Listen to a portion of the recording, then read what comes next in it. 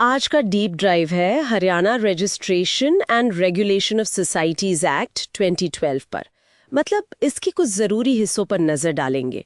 हमारे पास इस कानून का एक हिस्सा है और समझने की कोशिश करेंगे कि हरियाणा में सोसाइटियां अपनी प्रॉपर्टी और पैसे का हिसाब किताब कैसे रखती है, और हाँ, अगर कोई गड़बड़ हो जाए तो कौन जिम्मेदार होता है, ये जानना बहुत ज़रूरी है। एक चीज तो सीधी दिखती है, अगर कोई सोसाइटी अपनी जमीन जायदाद मतलब कोई प्रॉपर्टी बेचती है तो पैसा फौरन सोसाइटी के बैंक खाते में जाना चाहिए, है ना? हाँ बिल्कुल। धारा 44(3) यही कहती है। लेकिन मान लीजिए ऐसा ना हो, तब क्या लगता है यहाँ व्यक्तिगत जिम्मेदारी वो काफी अहम हो जाती है। बिल्कुल, और नियम यहाँ लापरवाही को आप कह सकते हैं बहुत गंभीरता से लेते हैं।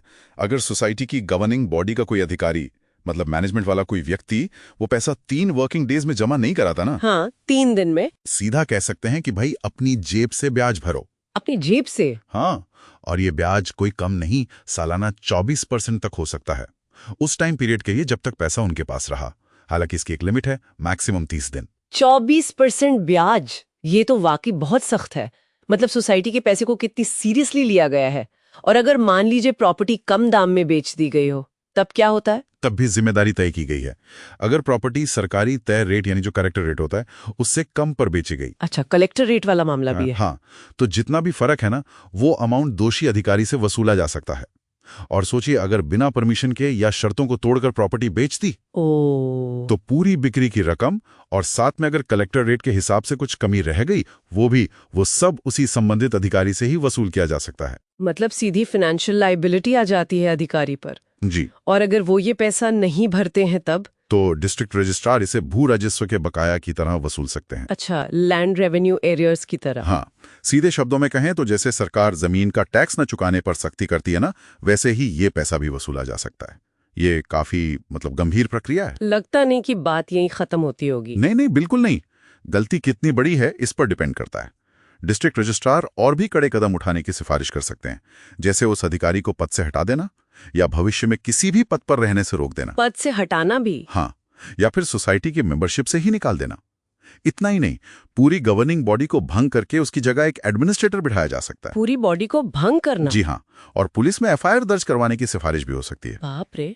और इन सिफारिशों पर एक्शन भी जल्दी होता होगा? हाँ, कानून कहता है कि रजिस्ट्रार को इन सिफारिशों पर 15 वर्किंग डेज के अंदर कार्रवाई करनी होती है। और एक बात और साफ है, ये सारे नियम अधिकारी को किसी दूसरी कानूनी या क्रिमिनल एक्शन से बचाते नहीं हैं, वो अलग चलेगा।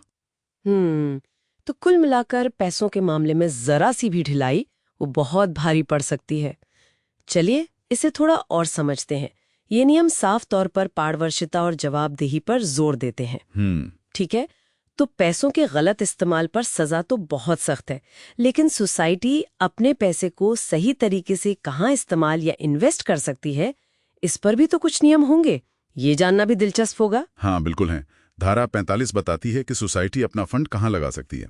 ऑप्शंस में है जैसे रियल एस्टेट यानी जमीन जायदाद खरीदना, सरकारी सिक्योरिटीज या एनएससी में पैसा लगाना। अच्छा, गवर्नमेंट सिक्योरिटीज वगैरह। हाँ, या post office savings bank account में रखना, या फिर आरबीआई से मान्यता प्राप्त किसी शेड्यूल्ड बैंक या राज्य के कोऑपरेटिव बैंक में स्पेशल खाता खोलना। लेकिन ये सब तभी हो सकता है जब सोसाइटी के अपने नियम मतलब जो बायलॉज होते हैं उनमें इसकी इजाजत हो। समझ गई। और फंड के इस्तेमाल पर क्या नियम है? मतलब क्या सोसाइटी किसी भी काम के लिए पैसा खर्च कर सकती है? नहीं, ऐसा नहीं है। सोसाइटी पैसा सिर्फ उन्हीं कामों पर खर्च कर सकती है जो उसके बायलॉज या इस एक्ट के तहत सही माने गए हैं, मतलब उसके उद्देश्यों के लिए। और यहाँ एक बहुत खास बात है धारा 46(2) में। क्या? कि सोसाइटी के जो मुख्य पदाधिकारी हैं जैसे प्रेसिडेंट, सेक्रेटरी वगैरह, उन्हें उनके काम के बदले सोसाइटी के फंड से कोई सैलरी या मानदेय, जिसे ऑनरेरियम कहते हैं, वो नहीं दिया जा सकता। अच्छा, मतलब वो एक तरह से वॉलंटरी काम करते हैं बिना किसी पैसे के? हाँ, पद के लिए कोई पेमेंट नहीं। लेकिन अगर उन्हें सोसाइटी के काम से कहीं बाहर जाना पड़े, ट्रैवल करना पड़े, उसका क्या? हाँ, उसमें एक छूट है। परंतुक में लिखा है, अगर अधिकारी सोसाइटी के काम से दौरे पर हैं तो उनके रहने खाने और आने जाने का खर्चा मतलब टीएडीए, हाँ टीएडीए, वो सोसाइटी दे सकती है। लेकिन उसमें भी ये ध्यान रखना है कि खर्चा वाजिब हो, मतलब फिजूल खर्ची ना हो। विवेकपूर्ण वित्तीय मानदंडों का पालन करना होगा।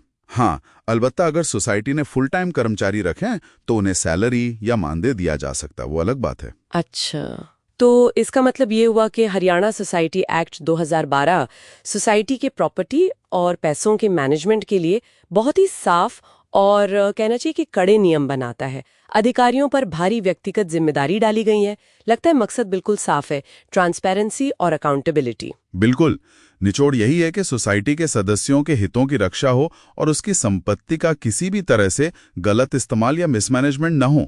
ये सिर्फ पैसों के डिसिप्लिन की बात नहीं है, ये सोसाइटी चलाने में उसके गवर्नेंस में ईमानदारी बनाए रखने की कोशिश है, ताकि सदस्यों का भरोसा बना रहे। सही बात है।